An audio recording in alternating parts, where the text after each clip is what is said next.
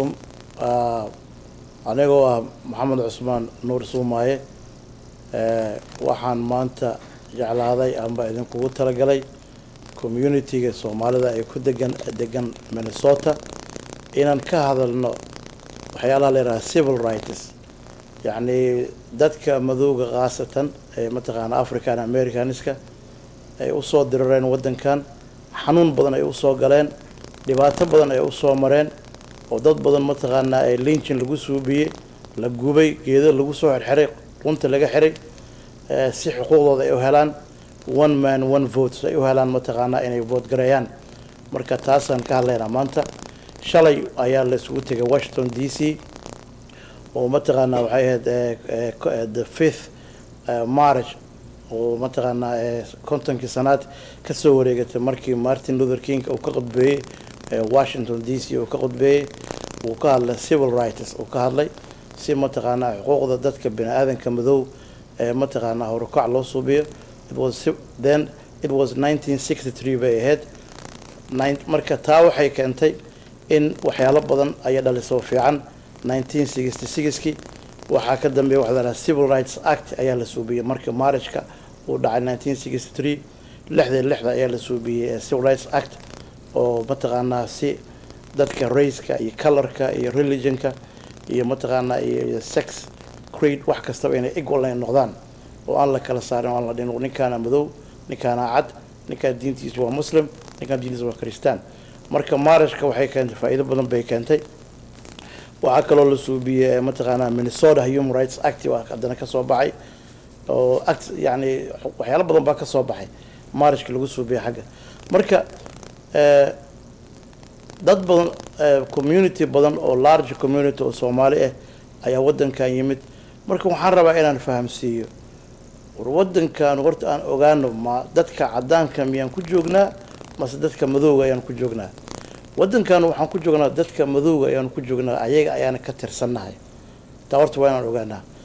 caruurtana waa in loo sheegaa oo la yiraahdo war dadka madowga waa dad mataqaana African Americanisa dhib badan bay soo mareen, jidkan ayaga noo furay in la soo dhaweeyay ayaga mataqaana mas'uulka ah. Martin Luther King Jr. oo wadaad ahay oo civil rights ahay ayaa u soo diriray si mataqaana violent ayadoon dhicin in March la suubiyo. dhib badan baa loo geystay, way ku guuleysteen, vote-ka way soo heleen.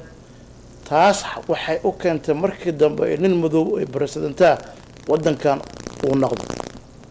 waad ogeedeen habeenkii Obama uu noqonaya president uu noqonaya dad badan oo Soomaaliya ooyay because of emotion outburst. wax jira waa ayagoo aanan la socon xataa xanuunkii madowga ay soo mareen ayay taabatay. marka waxaa la rabaa in la ogaado NAACP waa dadka mataqaana madowga u diriro waaye manyeerisa soo jireen dadkeenan large community-ga Soomaalida. waxaa la rabaa inay dhex galaan ay mataqaana ay ka mid noqdaan ay March marka uu jiro waa in qaar naga mid ah waa inaan Washington DC u dirnaa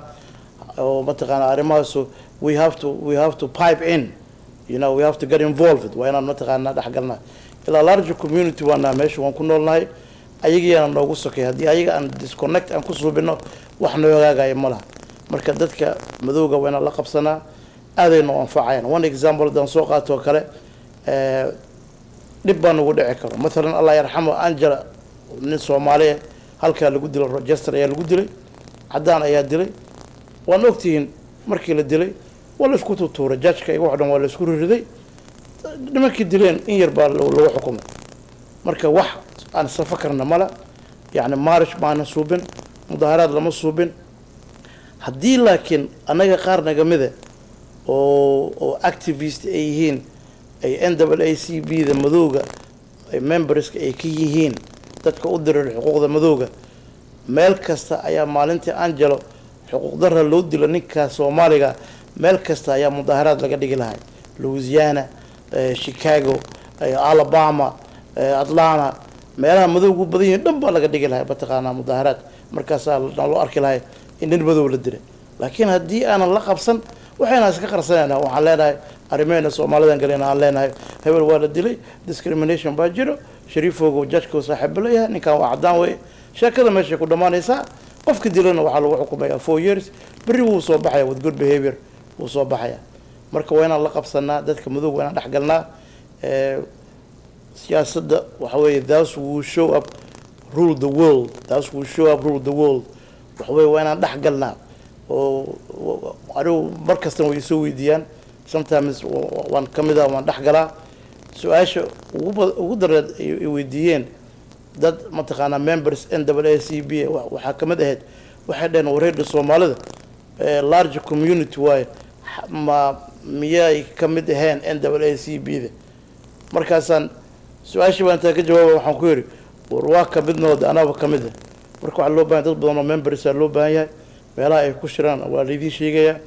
mar dambana halkan waxaan ka heli doonaa Somali TV dad NAACP ka socda madowga u diray xuquuqda oo ayagana ka hadlo marka anagana waa noo fiican tahay waa inaan ka qayb galnaa sababtoo ah good example hadda Obama oo kale waa nin madow ah iska miimaan meesha yani mataqaanaa madow baa soo doortay mayle 4 sano ugu horeysa madow baa soo doortay oo u diriray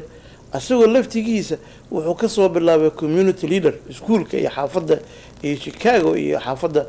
meesha geetadu ka bilaabay muusan ka bilaabin mataqaanaa suburban up suburban scale-ka community-ga meelaha xaafadda ay ku nool yihiin waxa la yiraahdaa good old American cat community xaafadaha cadaanka muusan ka bilaabin markii uu dadka isku keenay meelaha madowga ka bilaabo uu soo muujiyay uu soo kacay marka waxaan rabnaa caruurteena bari markay halka wax ka bartaan ay degaan wadankan ay degaan waa inay wax la qabsadaan waa inay city council noqdaan soo mataqaanaa ay mayor u diraan taa waxay noqonaysaa marka hore waa in siyaasadda ay ka soo bilaabaan meesha madowga ay soo galaan marihi macnaha dadka cadaanka way xun yihiin marihi yan qalad laga fahmin dad badan oo cadaan oo fiican jiro dad badan oo madow fiican baa jiro dadku ma sino siyaasadan ka hadlaynaa meesha aan fidgarayno waa NAACP waa dadka madowga waa inaan la qaybsanaa dadka wax bartay qaasatan dhalinyarada message-kan ayaga ku socdaa waa inaad fahamtaan oo aad ka qayb gashaan aniga ay soo wici kartaan numberkayga oo dhow TV-ga ku soo bixi doonaa haddii Ilaahay yiraahdo waa inaad soo wacdaan oo waxay mataqaanaa activities jiro events you guys have to get involved ana idin sheegaa waa dhalinyarada marka way anfacaysaa for future bari waddankan waxba ka qabsanaysaa waxaan noqonaysaa mataqaanaa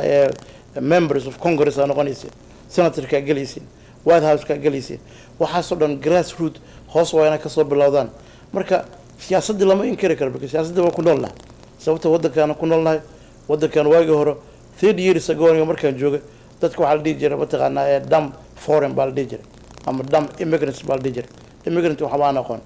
anaga marka dhibkan haysto madow kaliya ma hadda waxaaba problem kala yimidba waxaana lagu haystaa qofka hadduu yiraahdo muslim baan ahay hadduu yiraahdo waxa leeyahay waa terrorist waa leeyahay marka laba arin baba haysta it's not only one backlash it's dual backlash laba problem baan haysta it's by backlash laba arin baan haysta because madow waa tahay haddana muslim baa tahay haddii mataqaanaa qof oo TV-ga ka soo baxo nin muslim oo dambi yar galo waxa leeyahay terrorist la leeyahay already waxa waaye magaca lagu soo bixiyay branded marka magacaas yaan la socodsiinin si uusan legacy oo noo naqan oo aan terrorist noo arkin dad xun aan loo arkin oo mataqaanaa waa inaan meel qabsanaa oo aan ka dirirnaa soo wax garateen ma ta kale waxa waaye mar haddii magac lagu yeelana waxa la rabaa lagu dhigi karaa maamaayo waxaa jirta dhahayso it's not true whatever they say it's not right whatever they say it's not right whatever they say about you until they spell your name correct whatever they say about you is not right until they spell your name right marka waxa waaye haddii magacaadii lagaaga dhigo in terrorist aad tahay wixii la rabaa lagaa sheegi karaa that's what it is marka taasna waa inaan ka dirirnaa waa inaan madow wax la qabsanaa waddanka waa inaan dhex galnaa activities badan ayaa meesha jiro waa inaad la qabsataan marar badan NAACP-ga way shiraan waa la isku yimaadaa dad badan oo scholars waddanka jiro wax bartaa jiro odayaalaa jiro dumar hooyooyin kulle oo u furan yahay insha Allah hadii la yiraahdo bisha dambana dad badan baan isku keenaynaa dad baan ka soo casuumeynaa NAACP dhibaatooyinkeena u sheeganayna hodhow hadii waxa inagu dhacaan Somali community ama African community, Sudanese community hodhow haddii wax nagu dhacaan si aan u helno somewhere to fall back meel aan qabsan karno ilaa hodhow wax kasta kugu dhici kara meeshaan iyo waxaa tahay weli inkastoo US citizen aad tahay still waxaa tahay qof madow baa tahay immigrant baa tahay qof muslim baa tahay marka you have to fight for your rights marka hurdada laga kaco intaasna mataqaanaa waxay naga tahay go'aamin bay naga tahay marka intaas ayaan maanta ugu imid inaan idin kala hadlo aan idin kala sheekaysto marka alxamdulilah intaasna waa ayaan kaga baxayaa mar kale anoo ah Maxamed Cusmaan Nuur Suumaaye waad mahadsantihiin thank you very much